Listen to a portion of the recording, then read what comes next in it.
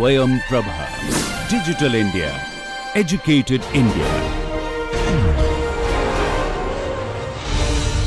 You see, this is the for me in one way your entire geology subject I'm trying to tell you. Whatever I require to tell you, I'm telling you. But they are going to tell you about the great detail. What is sedimentary rock, igneous rock, metamorphic rock. Then the coal geology, how the coal forms, what are the properties of coal. You know, all these things they are going to tell you in geology class.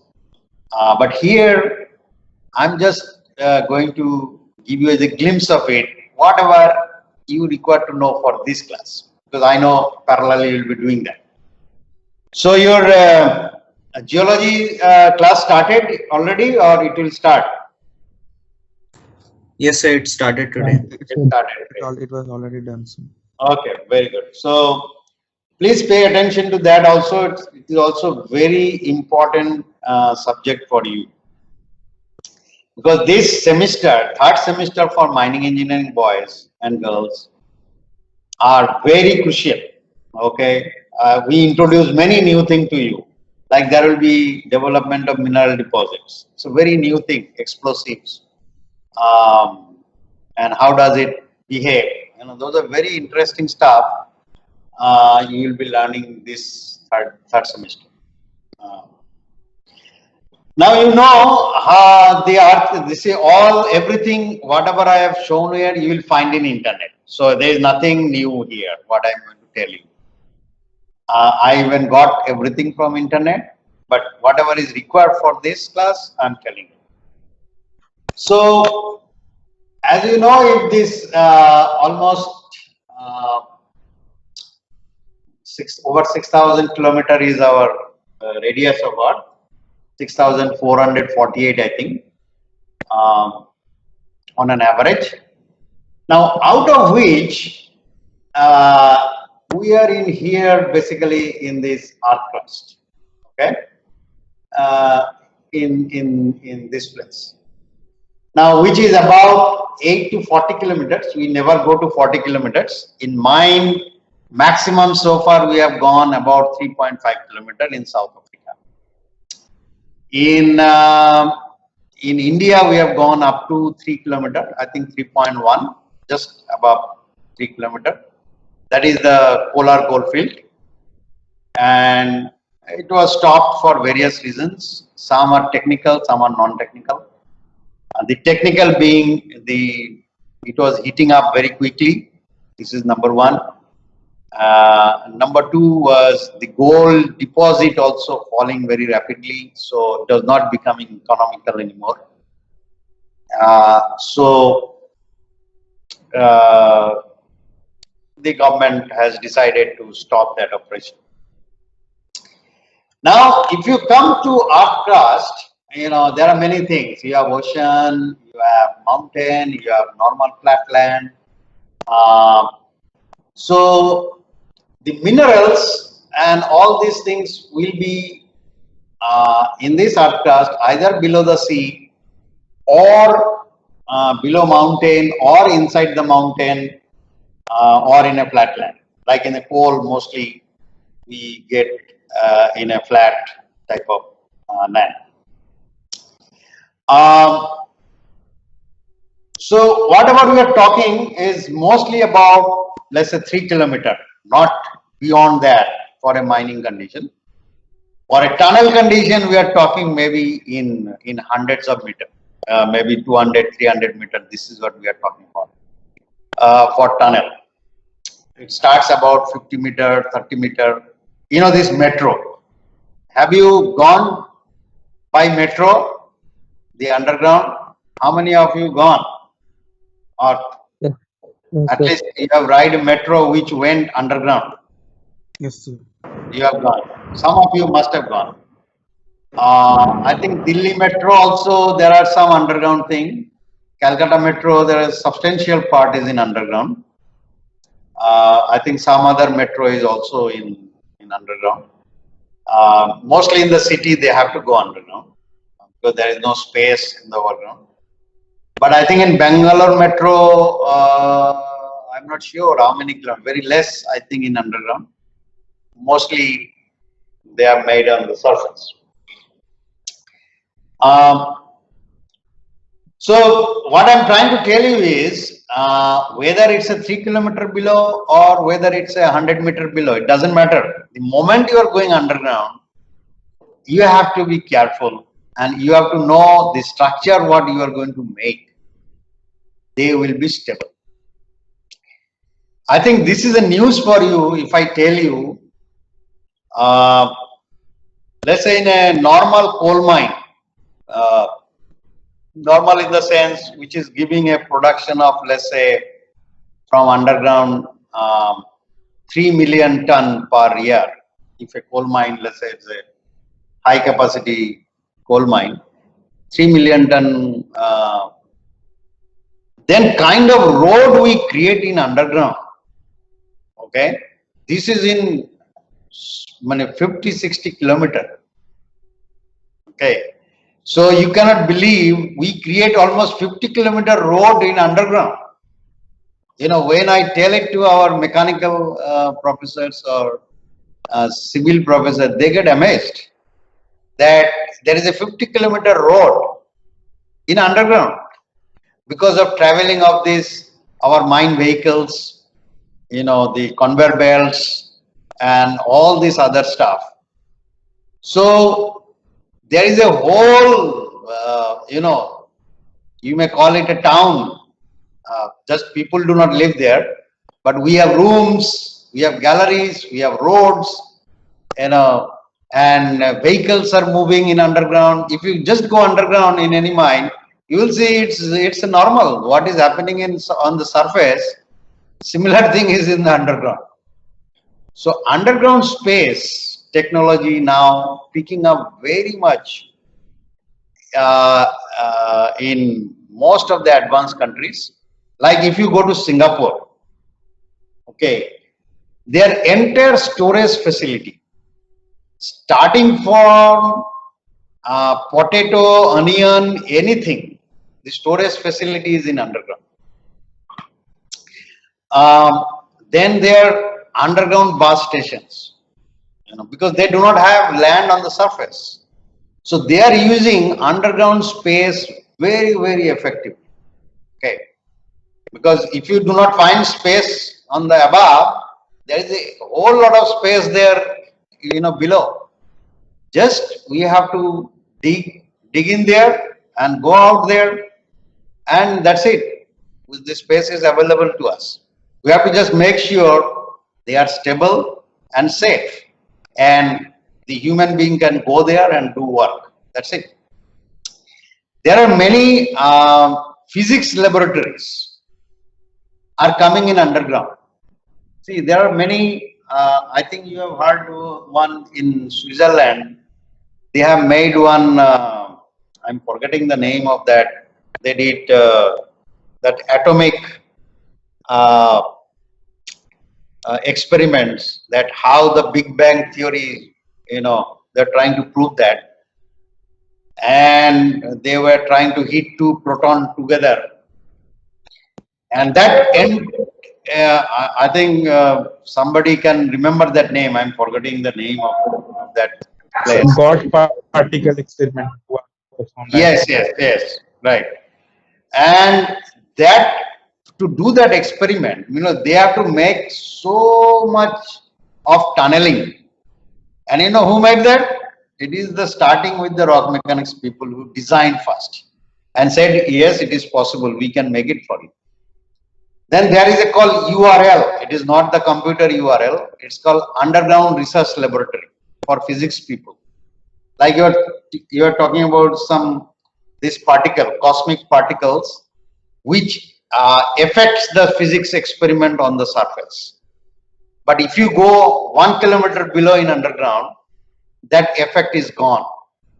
So there are many underground research laboratories are coming in an abandoned mine. Even in India also we have made one in nearby us, near Jamshedpur. It's on almost 500 meter below the surface. So this is the Bark people are doing their research. So that is also URL. That is another type of experiment they do. But we have to create those chambers so that those scientists can go peacefully every day. And you think that is their workplace every day, like you will go someday to an office in Bangalore or someplace. So there, that is the office. Those scientists, they every day they go down there and work there. So, and who is ensuring that they are safe? It is the rock mechanics people. Okay, that is what I am trying to tell you here. So this is all done in here. Now you know this from your geography also, that there is oceanic floor, then igneous rock, from the volcanic it comes, and then there is metamorphic rock and sedimentary rock. I'll show you some example of it. Now you can see here this three type of rock: igneous, metamorphic, and sedimentary. You have read it in your geography also. These three rocks, basically it is coming from igneous, and or basically starting here, this magma, and through sedimentation it is becoming igneous, and from igneous again it forms sediment, then it becomes sedimentary. I'll show you some pictures also. And when you again give pressure and temperature, this change it to, or they, what we call it metamorphosed. That means rock to ban gaya, but again it got some kind of heating and pressurization, and as a result its characteristic change. Like one example, the shale is a rock which is a sedimentary rock here in sedimentary rock, but if we give proper heat and pressure again, then it becomes slate. Slate is the where first time somebody writes. Okay, that is also a rock. It's a metamorphosed version of a shale rock, which we normally get in mines, in coal mines especially, or even we get it with the petroleum. Okay, and that is another area where rock mechanics is also very important. So the cycle of rock and soil is going on this. So igneous to sedimentaries, igneous to metamorphic, sedimentary to metamorphic. So this is what is going on, and then finally when they become very granular or powdery, they come to the surface and they become like soil. Okay, we call it weathering process or a disintegration process of the rock, but everything is starting here in magma. Okay, everything is starting here. This magma is starting here. Okay, now I go next. Now there are some example I have shown here, that this is how the molten rock flows, and when it cools, it basically becomes the igneous rock. Some of the igneous rock like granite, basalt, you know all this. But you see, there is also igneous formation, and you can see how it has formed. Okay, there is Mother Nature is so beautiful. You know, even if a sculpture cannot make it. Okay, it's such a beautiful color, texture, the geometry. It's fantastic. See the texture here. This is a igneous rock, you know, and this is granite. You have seen granite is used for various purpose. So these are all igneous rock. I do not have to tell you all this. Probably in your geology they will tell. But the point what I am making is, you remember this rock. Now when I go to next slide, you see how the rock changed. You see the difference? I can go up, see the rock, and see here. So this becomes sedimentary rock. Now, why it is calling sedimentary? You can see it's the sediment after sediment they have formed. You see the bedding planes. Okay. So this is one sediment here. Then next you see this is another one. Then like this, one after another. And in this is not that, but in some form there may be a coal seam here. This may be coal. Okay. So this is the coal. We want to mine it out, and on top of that there may be lot of other sedimentary rocks. Okay. So coal normally forms in a sedimentary basin, and one after another they form. Okay. Similarly, you can see here there is lot thinner, and so many other stuff are entered into this rock. So if you go into finer detail, if you see inside a very high powerful microscope, that is what the geologists do. Also some mining engineers do, because we also understand if the grains are oriented in certain way, whether it gives the more strength. Okay, because everything is in the grain and how they are packed in a particular area. So see, this one is very well sorted. You see, more or less equally sorted grain. This grain can be sand grain. This grain can be mud grain. Mostly we get sand. So these are all sand grain and with some other type of thing. And then they are bonded by either calcium carbonate, magnesium oxides, and many other stuff. And this is how they bonded. You see, this is another example of sedimentary rock. This is how they have bonded, but they are now made tight. Now, the property of this red one, this property and this property will be completely different. But when I mine, I mine basically, when I mine together. So I have to know what is the property of this together when I give load to this kind of rock. Okay. And then if I come to the metamorphosed rock is very easy to identify, at least to me. You know, they will have all kind of this type of foliation, what we call, means some people also call them folding. They get folded. See here, this is we call foliation. So that shows that one time the rock was formed, but after that it has got again some kind of pressure and some kind of temperature, and it went through again second cycle of this, and as a result this got metamorphosed, and mostly they become more stronger, in some cases more brittle. So these are some technical term I'm using you. Some cases they become more ductile. So it depends on what type of temperature, what type of pressure they went through. So these are the part of the geology. Our part is to find out the engineering properties. Okay, that's what we do. This is a slate coming out of the shale rock.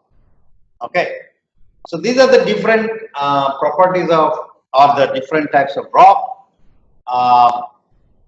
What we see.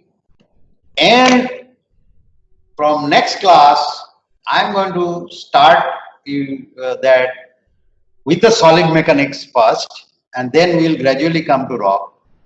That how do we identify the properties of this type of rock? Okay, so I will stop here today.